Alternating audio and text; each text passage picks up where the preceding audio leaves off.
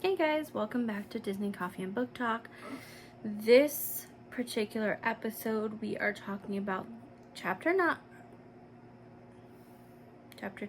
chapter 9. I think we're in chapter 9 of Harry Potter and it's Halloween.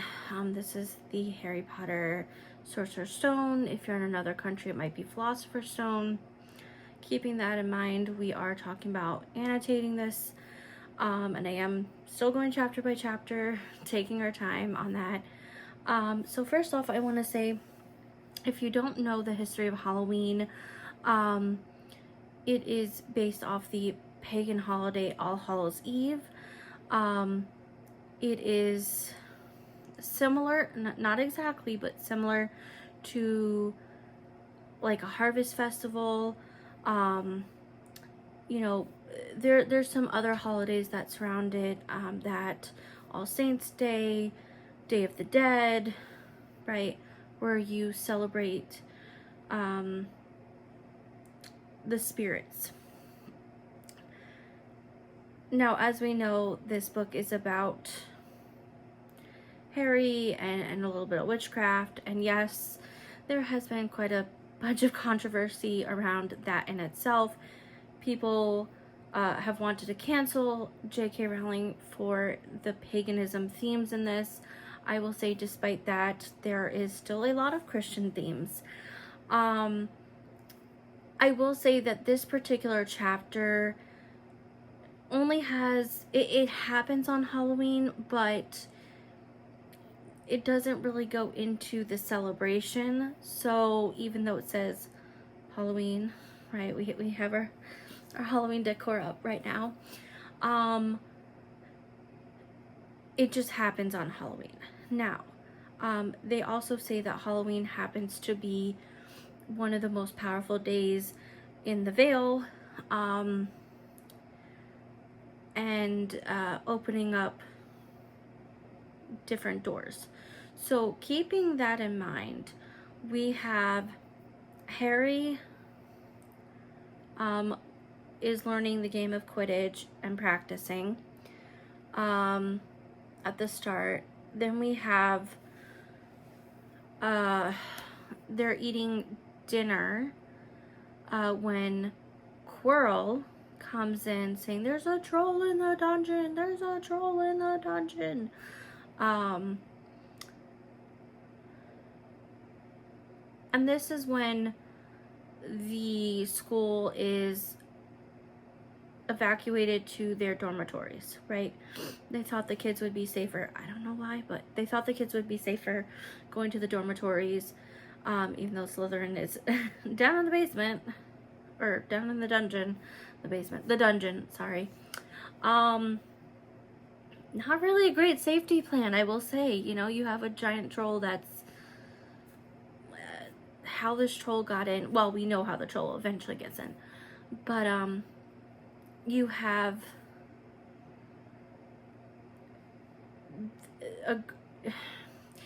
a group of professors going to handle the troll, and then you have Snape that's like sneaking off, right? Now, if you've read the series, you know that Snape worked for Dumbledore, and he was really just checking to make sure that whoever set this troll into the dungeon was not going after the Philosopher's Stone, the Sorcerer's Stone, which was, if you remember last chapter, we at this time believe it's hidden in this chamber, right? Being guarded by the three-headed dog, which we know is Fluffy. But we have to remember that our three main protagonists, right, we have Harry, Ron, and Hermione, don't know this. They don't know that Snape has been working for Dumbledore. They think Snape is a bad person. They know that he is the head of the Slytherin house, and Snape doesn't like them. So they have their suspicions of Snape, right? Anyway, Ron and Harry had already hurt Hermione's feelings because Hermione wants to be part of the group.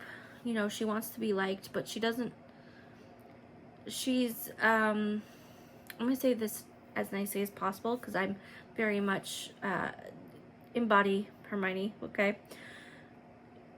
She's very intelligent. She's very, very much a leader. She's very motherly as well. And I think the boys just don't fully understand a strong, confident woman or girl at this point. And so, especially with them being quite young, Ron just didn't always say the best of things. And Hermione overheard, and yeah. So, of course, Hermione's feelings are hurt, and she runs off to the bathroom because, you know, who wouldn't? But when Harry's a little bit more caring than Ron at this point. When Harry remembers that she's in the bathroom and doesn't know about the troll, they go searching for her. And anyway, then the troll scene happens.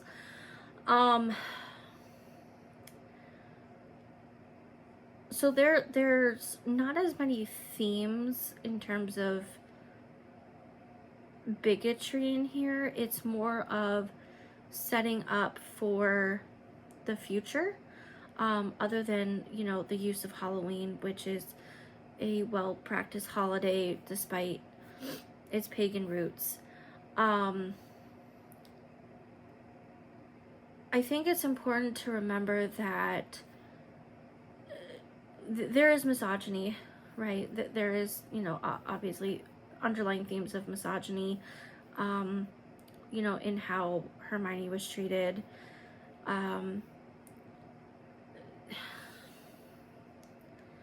We also have teamwork, right? That's a big theme. The three of them learning to work together. They took out the troll. This isn't going to be the first thing that, or the only time, I should say, that they work together as a team. But we also have to remember that JK is setting the standards for not only the rest of the book, but for the continuation of the series, right? So, knowing what's happening with Quirrell, right? He's setting the stage with Voldemort and everything, right, at the back of his head. We have Snape being protective and playing the bad guy role. We have these three who are investigating, but also not fully understanding the trouble that they tend to get to. Oh, we do have a theme of classism. Let me bring that back up then. Going back to the beginning of the chapter, I'm sorry, I'm kind of skipping around. We have Harry getting the package from McGonagall, which is the Nimbus 2000, and, you know, it was kind of obvious that it was a broom. I mean, the way that was packaged. But the way that Malfoy finds out and treats Ron like, oh, your family can only afford, you know, twig by twig. So we have all of that, right? I think it's important to remember that, again, these themes run through, right? With, going back to Hermione, when I was young, at least, I remember a lot of young girls like myself, like those that embodied Hermione, were called bossy and know-it-alls, and instead of giving more of the positive trait, because if those same characteristics were in a male child, right, and a boy, we would have things like, oh, they're showing leadership, oh, they're really intelligent. So just keep those things in mind when we talk about those. So yes, gender inequality, it shows up even in, you know, a book like Harry Potter. We also have the divide still with the Muggle world and the Wizarding world, because the way that Harry was trying to understand what Quidditch was and, like, he's like, oh, this is kind of like basketball but 3 hoops, and like he's trying to understand, but Oliver didn't understand what he was trying to explain. So we have a very big division, right? Division of community.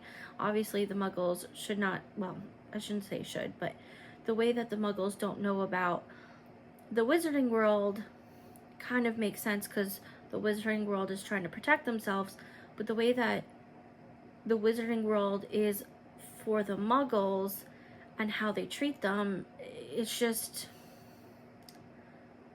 it's a dog whistle. It's white supremacy. It's, I wouldn't even say it's colonization just yet. Like, there's definitely going to be things in there, but you can go in and say, like, hey, like, you know, a lot of religions take over pagan holidays, right? And don't give respect to the origins, right? And if anyone is different, right, same thing goes with the wizarding, the Muggles to the Wizarding World, or vice versa. If you're seen as different, you're not seen as being as good, right? Again, going back to, there are of course exceptions, right? With the Weasley family, even though they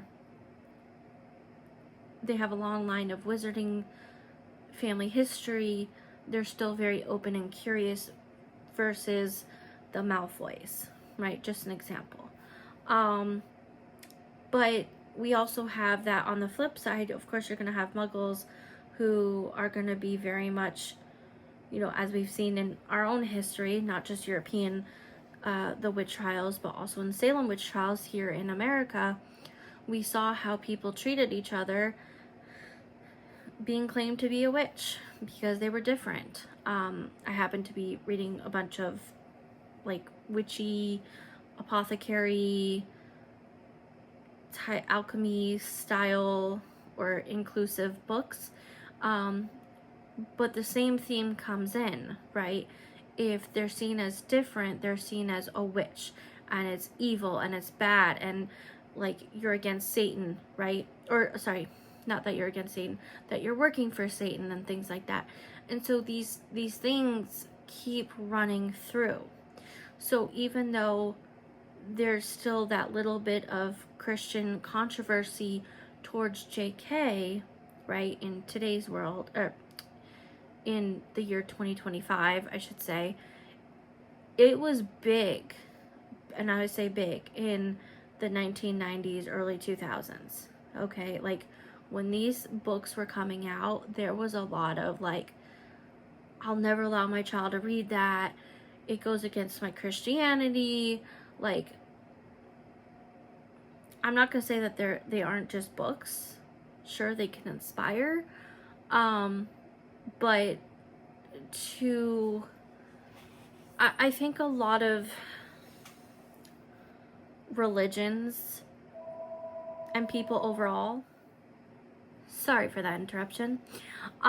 So what I was going to say was, a lot of people, again, are afraid of something that's different, and that includes in books, movies, theme parks, activities. You have certain religious denominations who don't practice Halloween. You know, Jehovah's Witnesses, for example, Mormons, for example, the Amish don't, Mennonites don't. Just giving a few examples. And that's definitely a choice, right? And then there's some that are like, yeah, why, you know, why not? It's, don't get me wrong, it's been very commercialized, but some are a little bit more open and are like, hey, it's not a big deal, you know, like, we can have these conversations.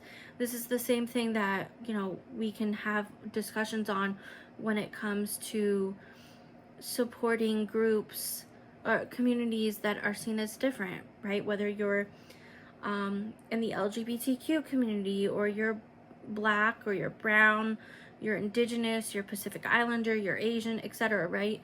Like, there's different intersections in different religions,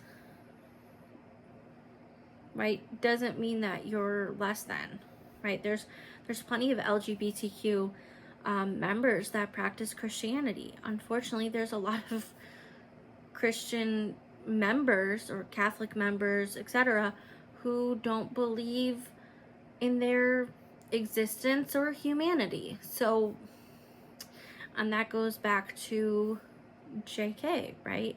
She is one of those who is, I'm going to say it, she's a TERF. She doesn't believe in trans rights. And anytime we funnel money towards something Harry Potter, whether it's a game or a movie or the TV show, her books, right? You can buy things secondhand, by the way, but merchandise, we're funneling money back into the artist who is then giving that money, giving that money to organizations who continue to harm members, trans people, right? And so we cannot separate the art from the artist, especially, and I say especially, when the artist is still very much living. Now, I'm not going to say if she was gone, would it still be right to love on Harry Potter? That's why we're doing this, right? We're talking about how you still can't separate it because her views are still bleeding into her work. This might not be the best chapter to have a reference on, just saying, out of all of her books and especially in this one, but there's definitely still some running themes here. Again, I'm gonna do more annotations, not just of her books, but of others, so keep that in mind. But yeah, hope that makes sense. I hope you all enjoy your day, and I will see you guys next week for the next chapter annotation.